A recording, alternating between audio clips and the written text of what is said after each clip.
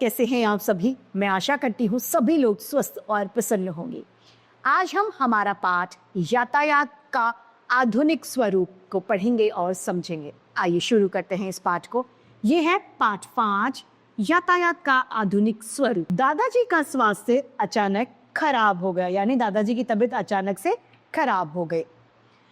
तब माँ ने भाई से कहा, बेटा जल्दी से गाड़ी बुला लो, तुम्हारे दादाजी को जल्दी से अस्पताल ले जाना है।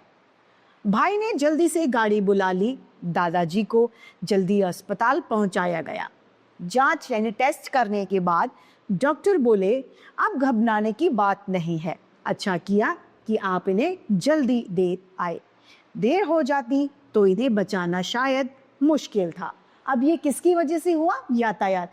यदि गाड़ी टाइम पर नहीं आती तो दादाजी को समय पर हॉस्पिटल नहीं ले जा पाते अस्पताल।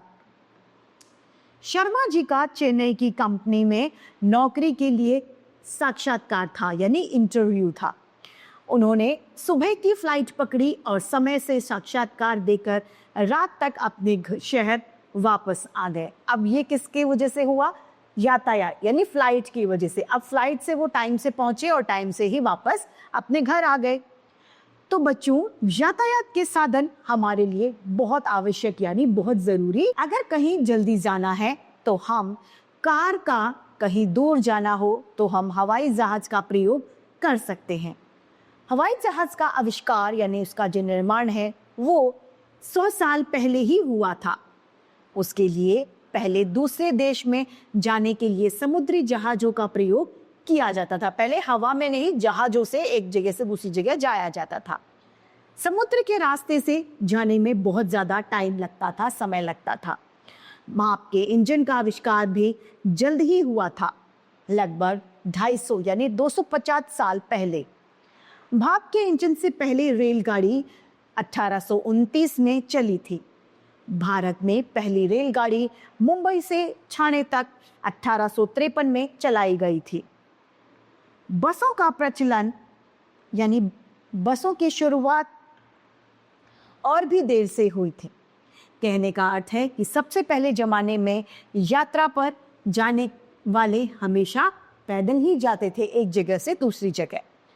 उत्तर भारत में केदारनाथ, बद्रीनाथ आदि मंदिरों के दर्शन के लिए या काशी, गया आदि तीर्थों की यात्रा पर लोग पैदल ही जाया करते थे। उन्हें वापस आने के लिए 1 साल से ज्यादा का समय लगता था, यानी 1 साल बाद वो लोग लौट के आते थे।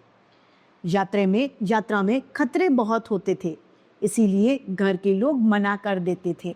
लेकिन यात्रा पर जाने के अंतिम दर्शन करते हैं।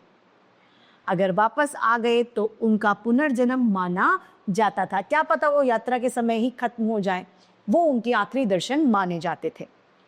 यातायात के और भी कई प्रकार हैं।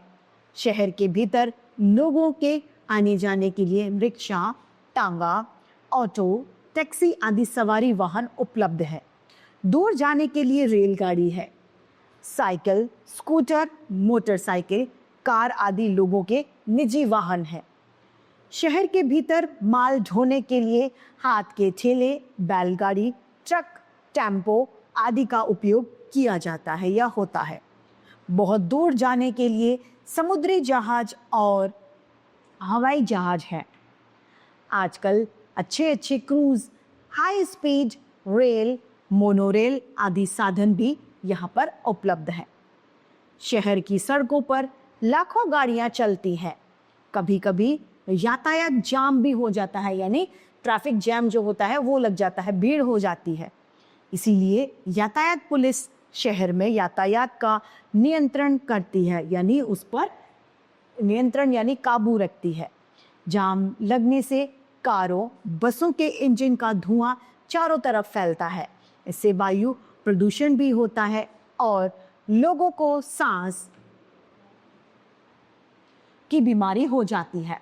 निजी गाड़ियों के स्थान पर इन साधनों का उपयोग करना ज्यादा अच्छा है, जिसमें कार, बस, टैक्सी की जगह मेट्रो या लोकल रेलगाड़ियों की यात्रा करनी चाहिए। बैटरी से चलने वाली कारों और टैक्सियों का ज्यादा प्रयोग करना चाहिए। भीड़ भाड़ वाले इलाकों में कार या टैक्सी की जगह साइकिल, बैटरी वाले रिक्शे का उपयोग करना चाहिए। ऐसा यूरोप के अनेक देशों तथा चीन में किया जाता है। रोज दफ्तर यानी ऑफिस जाने के लिए 3-4 लोगों का एक ही कार में जाना, यह कार पुलिंग कहलाता है, यानी ये कार शेयर कर लेते हैं। इसमें खर्चा भी कम हो जाता है और प्रदूषण भी कम होता है। यातायात के साधन तो बहुत हैं, लेकिन हमें पर्यावरण व प्रदूषण से बचे रहना चाहिए। इसीलिए सार्वजनिक साधनों का अधिकतम यानी ज़्यादातर प्रयोग करना चाहिए। इससे हम स्वस्थ भी बने रह सकेंगे। जब प्रदूषण कम होगा तो हम लोग भी स्वस्थ रहेंगे। हमें भी हो सके तो इन नियमों का पालन करना चाहिए। तो इसी के साथ हमारा ये पाठ समाप्त होता है। मैं उम्मीद करती हूँ सभी को ये भली भांति रूप से समझ में आया होगा। आज के लिए इतना ही, फिर मिलते हैं। धन्यवाद।